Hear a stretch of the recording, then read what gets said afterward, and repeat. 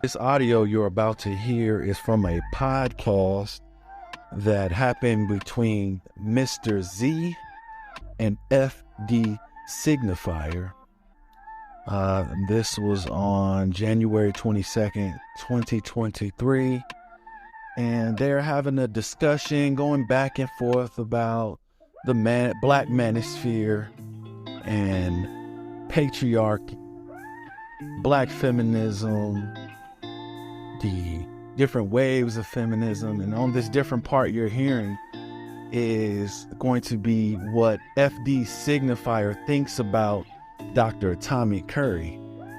And I think it's very interesting that we hear this out. And I want everybody to understand the speech pattern of a person, the charisma of a person does not mean they are correct.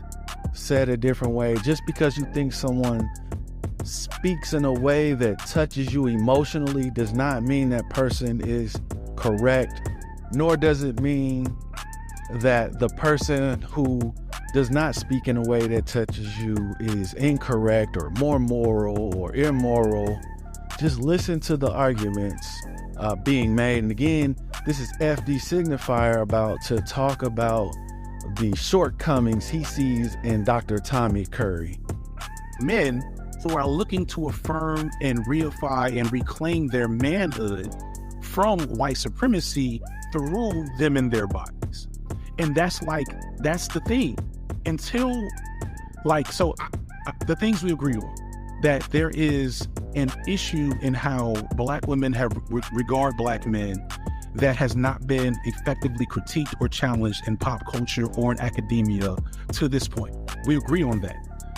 The reasons why that is, aside from the obvious barriers to Black men in academia, white supremacy, and patriarchy, is also because voices like mine and even yours are still very much the minority and the loudest, most prominent voices. So that is FD Signifier. He was talking about a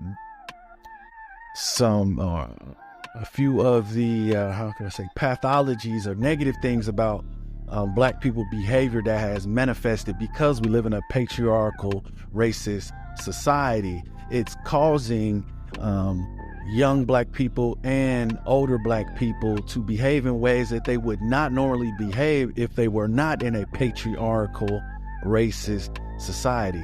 And he's talking to Mr. Z, and he was also bringing up what he sees as a fact that people like Angry Man and Bernard Riley, two men a part of the Black Manosphere, have very loud voices, and people like him, FD Signifier, and Mr. Z have smaller voices. Angry Man and Bernard Riley have large numbers of subscribers. And next, FD Signifier is going to talk about Dr. Tommy Curry.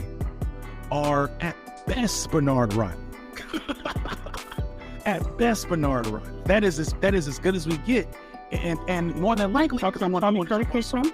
No, I hear, but that's where Curry could come in, this is why I'm so frustrated by how that's went, because Curry, I feel pushed out.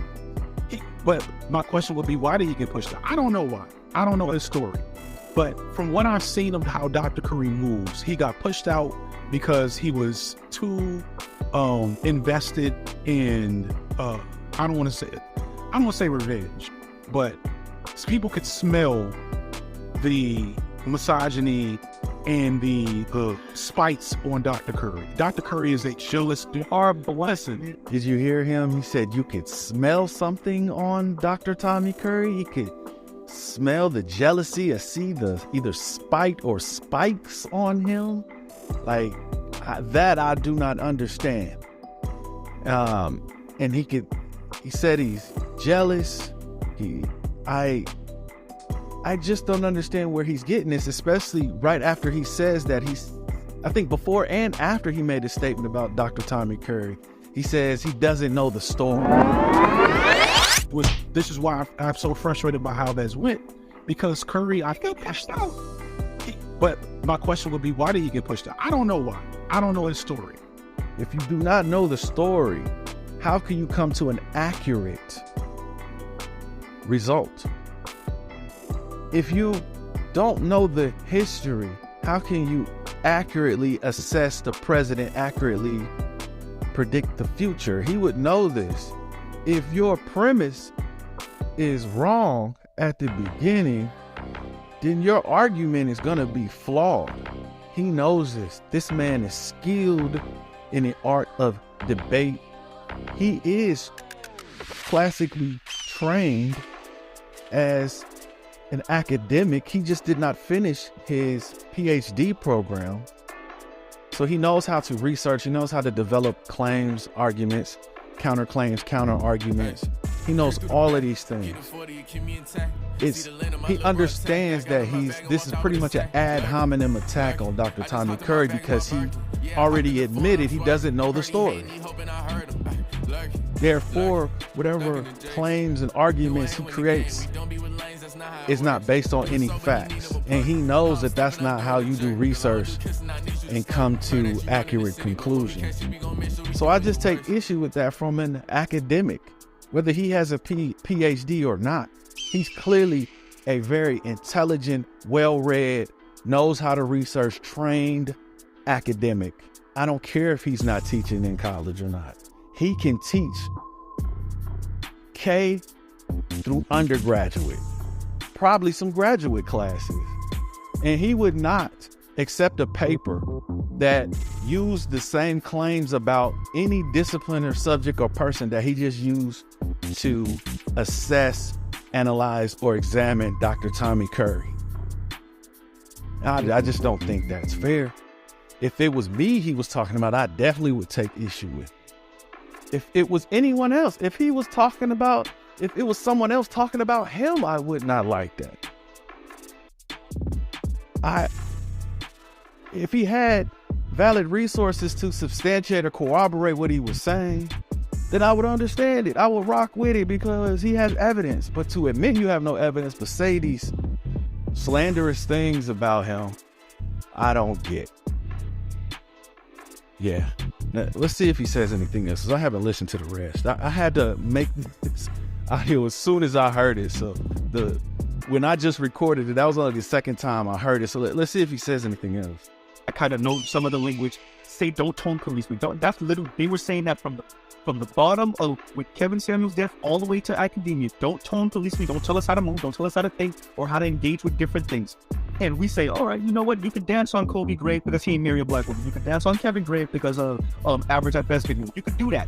You could do that, right? But yet we're telling black men, even our academics who say, you know what? I'm not part of the Black Manosphere. I have these concepts. And right here, Mr. Z's talking about Dr. Tommy Curry, because Dr. Tommy Curry does not want people associating him with the Black Manosphere because he's not a part of it. He's not a creator of the Black Manosphere. He's not. All right. Dr. Tommy Curry is one of the creators of Black Male Studies. Y'all want me to, and I keep on saying that I'm joking, but I'm not joking. Y'all want me to Barack Obama Reverend Rightness, and I'm not going to, and that's not I don't that way. We're attempting to tone police him by saying, hey, you can engage with this, but you gotta engage with it carefully this way. Instead of being honest that we let the women run the yard of the conversation. Y'all could say they haven't won anything, but at least they won the culture war conversation on black men. Black feminists they got that hands down. And we're telling the black men that they gotta tone police themselves to engage with how, from the media to academia to pop culture, how they respond to that kind of, I don't know, ethos or worldview. And yeah, I don't know. I'm against the tone policing. I'm not at all. I'm not at all against the tone policing, because the reason why, like the another funny thing that I've heard from y'all and I see in the comments, and I don't know if this is you, people get the hint. Yeah. When I go out on the streets and I get recognized, 7 times out of 10 it's another brother. Yeah, right? No, I believe you that. No, I believe that. And the most, no shade, not to you and not to people in the chat. You know, within a lot of those cultures and spaces, like literally it was not safe for women to be In certain countries in the Middle East, they still do that. I've watched it. Yeah, they kidnap and make you my wife. Yes. Yeah, all kinds. So the chivalric code, although it's eventually perverted into being way more, not good things, but the inception of it was, we are going to display a code of behavior that signals to women that we don't pose a threat. But the point was, here's the key. It was the men of the time recognizing that the men that we are a community with, gospels, and the women are not safe. And even if I have conflict or issues with how women behave or how they talk or how they treat me or what they say in Insecure or on, I don't know, what's the short girl teacher show? About something elementary. Oh, no, I don't know. Yeah. Oh. Anyway, my point is, you're talking about the pop culture war. Like, there's valid, important critiques to be made. But these men at the time recognized, though any of that needs to go second, it needs to be secondary to the among us. Our women, Black women, the women that we want to claim to want to be in community with now and have patriarchy over, are not safe among us. Like, literally. Oh, literally, are you doing the Black femicide talk? I'm not even gonna do the Black femicide talk, please. I'm not gonna do the Black femicide. Go ahead. I'm talking about literally don't know which one of us is the crazy, right? Can we do that in one day? Even with Black. Yes. I'm not. And I understand intimate partner violence is. Based on what FD Signifier is talking about right now, we have to bring in Dr. Tommy Curry so you can hear some audio of him addressing the exact point that FD Signifier is bringing up. FD Signifier is saying that, hey, I know Black men have issues, but that should come secondary to the bigger point, which is that Black men pose a huge threat to the safety of Black women and children. So until we address the fact that these Black men pose a serious threat to the lives and livelihood of Black women and children, we should not be highlighting any of the negative things Black men are experiencing, because what Black men are doing to Black women and children trumps anything that is happening to Black men, because these Black men are threats. Dr. Tommy Curry is about to address that right now in this clip. What you find are caricatures of racialized men. You see this in the Holocaust with Nazis propaganda. It was Jewish men who were thought to be devils and animals and beasts. You find very few, hardly any references to women or have women depicted in that way. You see the same thing during 19th century ethnology, because ethnology was a study of the organization and hierarchy of races based on the status of their men. You see all kinds of caricatures and writings about Black men as demons, animals, beasts, snakes, etc., as a representation of the lowly nature and the evilness that the Black race held. So given that, Black men then epitomize in our modern day this process of racial characterization that legitimated violence, genocidal violence sometimes, and really do mark the process of dehumanization. So today we see this with Black men in terms of the threat they pose to women and children in their own group.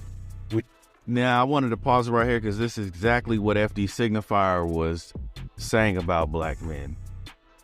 He just said that, and he laughed, that Black women have to worry about, he said, us, I think, referring to himself and other Black men, saying we're the biggest threat to Black women and Black children.